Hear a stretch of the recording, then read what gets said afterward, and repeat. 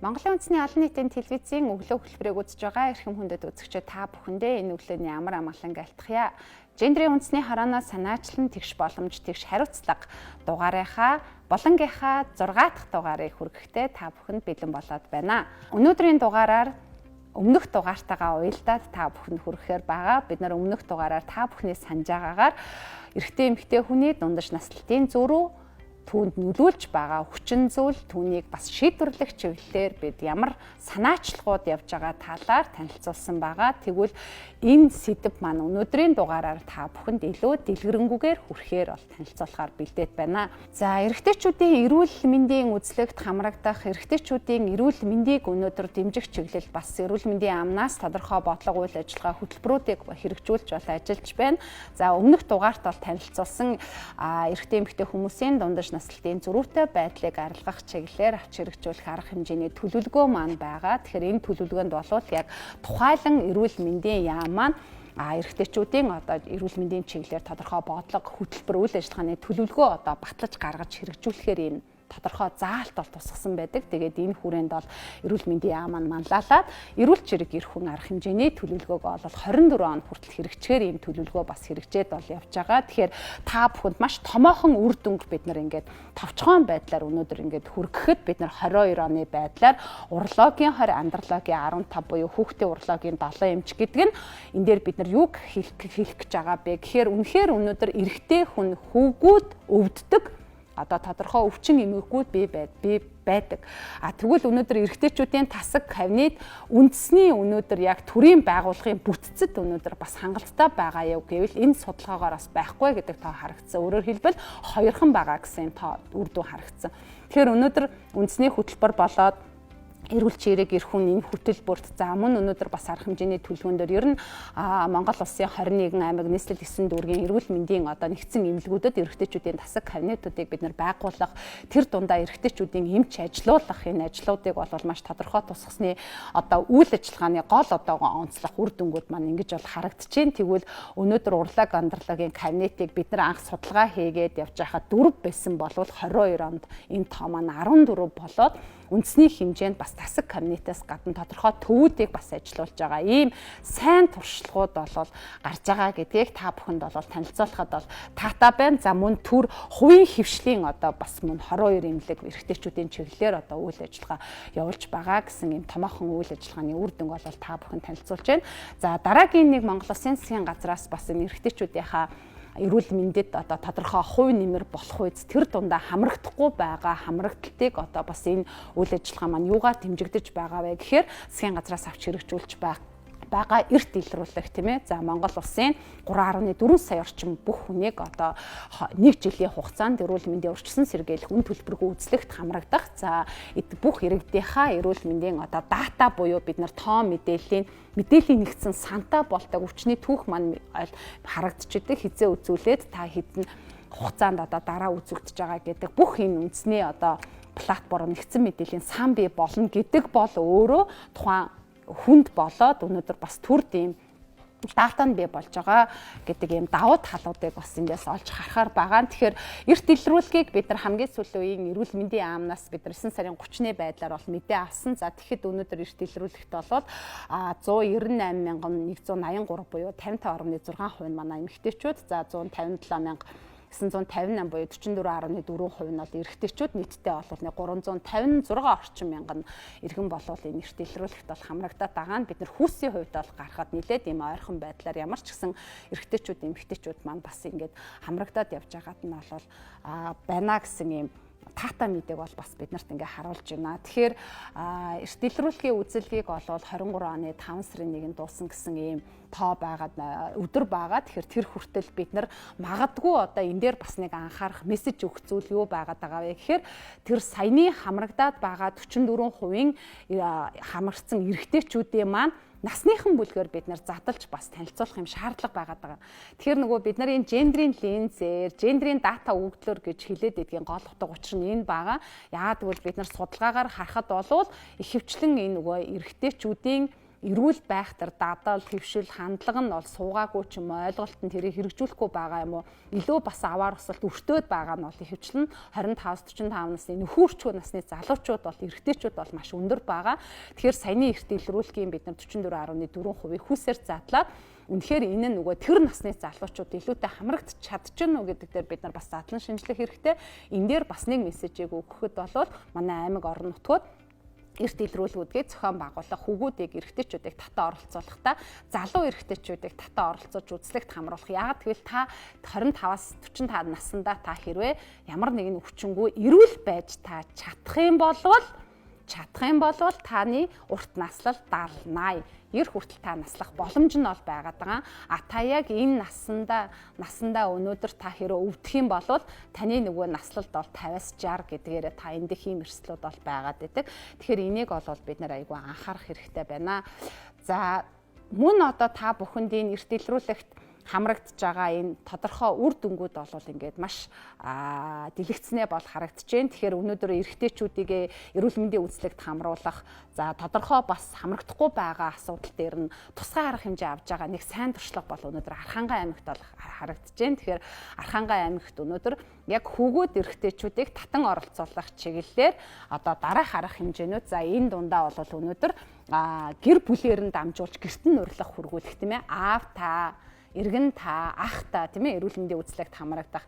За мөн өнөөдөр бас Архангай аймгийн мэдээллийн орчинд бол сошиал мэдээллийн орчинд бол энэ яг хөгөөд эрэгтэйчүүд рүү чиглэсэн мэдээллүүдийг бол нилээд ингэж чиглүүлж өгсөн юм үйл ажиллагаануудыг бол хийж байгаа. Сайн туршлага байгаа гэдгийг бол харуулмаар байна. Орон нутагт гаргаж байгаа бас сайн туршлагууд үргэлжилсээр байгаа. Тэгэхээр тэр дундаа Баян-Онгор аймаг, Орхон аймаг, за Орхон аймагт бол хамгийн анхны бас аймгийн одоо эрүүл мэндийн төв бүсийн онцлогоон дээр өнөөдөр бас эрэгтэйчүүдийн комьюнитиг нээж, за гендерийн үндэсний хорооноос сайн туршлага хэмээн одоо үндэсний хэмжээнд зарласан байгаа. За Баян-Онгор аймаг дээр бас жаргалтай амьдрал төв буюу эрэгтэйчүүдийнхаа нийгэм хөгжлийн одоо оролцоог нэмэгдүүлэх энэ чиглэл бас эрэгтэйчүүдэд тулгамдаад байгаа асуудлаа ярих, шийдвэрлэхээр бас зөв үлгэрж байгаа эрэгтэйчүүдээ сонсох, энэ дээр хамтарч ажиллах ийм бас сайн үйл ажиллагаанууд хийгдэж байгаа гэдгийг та бүхэндээ хүргэхэд таатай байна. За мөн эрэгтэйчүүд рүү маань чиглэсэн тэдний гэр бүлтэй ээлтэй таатай амьдралыг бий болгох чиглэлд мөн одоо манай хувийн хвшлийн байгууллагууд бол маш идэвхтэй бол хамрагдж байгаа. За энэний нэг тод жишээг бид нар бол эндээ болгохна. Family College буюу оюу толгой компани дээр болоод аваата урт наслаараа гэдэг юм зорилттой аянуудыг бас зохион байгуулад, за илүү оюу толгой бол өөрөө илүү уул уурхайн салбарт үйл ажиллагаа явуулж байгаа компани. Тэгэхээр өнөөдөр уул уурхайн салбарт бас илүүтэй бас эрэгтэйчүүд маань занхлан ажиллаж байна. Гэхдээ энэ салбар бас технологийн дэвшлиг ашиглаад цаашид бас энэ салбарт манай эмэгтэйчүүд орж ирэх юм боломжууд нь бол нэмэгдэж байгаа. Тэгэхээр эрэгтэйчүүд занхлан салбарт ажиллаж байгаа салбар болоод байгууллагууд маань яг тухайн эрэгтэйчүүдийн эрүүл байх, эрүүл аж төрөх, эрүүл амьдралыг дэмжих үйл ажиллагааг ажлын байраар нь дамжуулаад олгох айгүй юм ач холбогдолтой байдаг. Өнөөдөр хэдийгээр эхнэр, ээжүүд гэртээ өнөөдөр бид нар миний хань ингээрээ, миний хүү ингээрээ, аваа та ингээрээ гэж байгаа боловч тэр маань өөрөө үр дүн хараахан бас тийм үр дүнтэй байхгүй байгаад байна. Гэтэл өнөөдөр та ажлын байран дээр хамаг идэвхтэй цагаа өнгөрөөж байгаа. Дээр нь та тодорхой ажлыг гүйцэтгэж байгаа. Таны орчин өөрөө, хоол чинь өөрөө эрүүл байх, дасгал хөдөлгөөнийг дэмжих, эрэгтэйчүүдийн нөгөө хамгийн их халдвар тус өвчлөл тэр дундаа зүрх судасны гэмтийн байдлаар даралт харуулах энэ өвчнүүдэд бол энэ хөвлийн даргалалт бид нар бол нөгөө гүзээ гэж ярьдаг те. Гэтэл хөвлийн даргалтаараа бид нар нэлээд энэ өндөр байгаа. Тэгэхээр энийг бид нар яаж дэмжих юм, биеийн тамирын спортоор бүх нийтийн биеийн тамирыг хөгжүүлэх чиглэлээр тэгэхээр байгууллагууд өөрөө ийм эрэгтэйчүүдийг урт наслахад өнөөдөр эрүүл байхад нь дэмжлэг үзүүлэх. Тэр нь байгууллага өөрийнхөө бас шугамар жил болох нөгөө эрүүл мэндийн үзлэгт хамруулах, тэр дундаа илүү нөгөө ажлын байрны аюулгүй одоо орчин бүхий, эрсдэл бүхий ажиллаж байгаа эрэгтэйчүүдээ илүү бид нар олвол яах ёстой вэ гэхээр хагас жилдээ тухайлбал эрүүл мэндийн үзлэгийг давтан байдлаар ч юм уу тийм ээ тодорхой бас гарц шийдлүүд бол байдаг. Тэгэхээр өнөөдөр ажлын байрыг эрэгтэйчүүдтэй, эмэгтэйчүүдтэй ээлтэй болгох тэр дундаа аль хүүс нь илүү танаад илүү зохилон ажиллаж байгаа.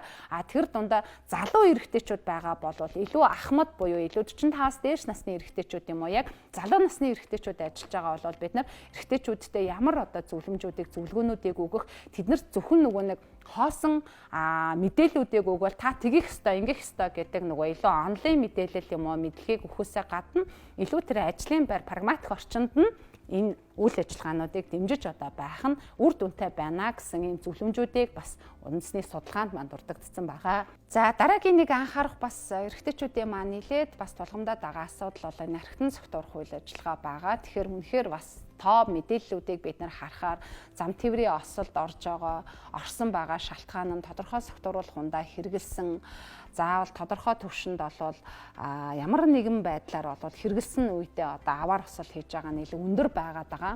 За дээр нь бас бид нар энэ архитект бас нийгэмдээ буруу мессежүүдийг өгөх. Яагаад гэвэл өнөөдөр бас гэр бүлийн хүчээр хэлэл үлдэж байгаа үндсэн шалтгаан нь бол архитект биш. Гэхдээ яг энэ нөгөө архитаар уусан байдалтай тодорхой стрессээ гадагшлуулж чадахгүй тэрийгэ тээж явж байгаа, хуримтлуулж байгаа энэ үедээ илүү энэ нөгөө архийг хэрэглэх зүгээр шалтгаан болгож энэ асуудал гэр бүлд өөрөө ямар ч нэгэн байдлаар тийм таатай байдал бол хизээч үүсэхгүй дандаа таагүй байдлуудыг л бий болгоод байгаа.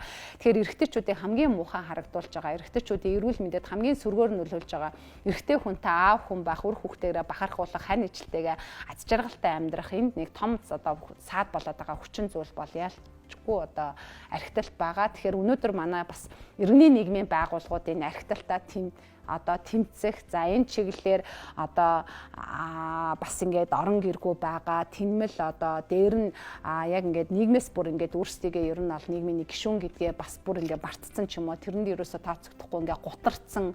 За нэг тодорхой сэтгцийн ийм эмгэгт өртцсөн байгаа. Ийм эрэгтэйчүүдээ бас тодорхой цуглуулад эндээс нь гарах нийгмийн бас сайн сайхан үйл эрхлүүлэх, арга гэрт нь буцаах, аав ээжт нь хүргэж өгөх, таниулах энэ бас ийм нийгмийн тустай ажлуудыг бас эрэгтэйчүүдийн чиглэлээр үйл ажиллагаа явуулж байгаа төрийн бас байгууллагууд маань хийж байгаа нь бас сайшаалтай байна. За ингээд өнөөдрийн дугаараараа бид бүхэн дугаарыгаа эргээд ингээд дүгнэхэд Монгол эрэгтэй эмэгтэй хүмүүсийнхаа дундаж наслалтын зөрүү 9.7 жил тэр дундаа Монгол эрэгтэй хүнийгээ бид нар илүү чанартай урт настуулах Монгол айл гэр бүл өнөөдөр элэг бүтэн аз жаргалтай аав ээж өнөөдөр хамтдаа энэ 20-30 жилийн хамтдаа ажил хөдөлмөр хийгээд тэрнийхээ дараагаар хамтдаа тэтгэвэр тэтгэмжээ аваад үр хүүхдээ бас хараа тэднийхээ сайн сайхан явж байгааг харагдуулах нь тэрийг хараа суух нь бол аав ээжийн бахархал байдаг.